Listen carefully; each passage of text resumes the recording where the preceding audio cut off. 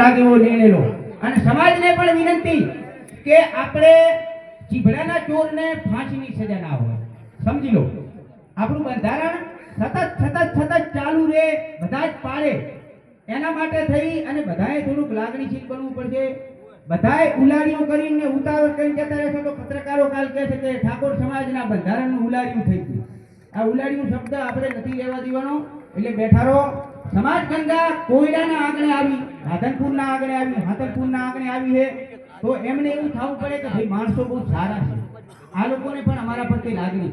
બધાએ રીહીને હેડા જાય તો મતલબ નહીં કહે. આવડી મોટી સમાજ ભેગી થઈ વર્ષો પછી આખા પંથકનું સરસ મજાનું બંધારણ થયું હોય તો આવી રીતે બંધારણના દંડ માટે ભેગા થાય બધા રીહીને જતા રહેશે તો સમાજનું કોણ?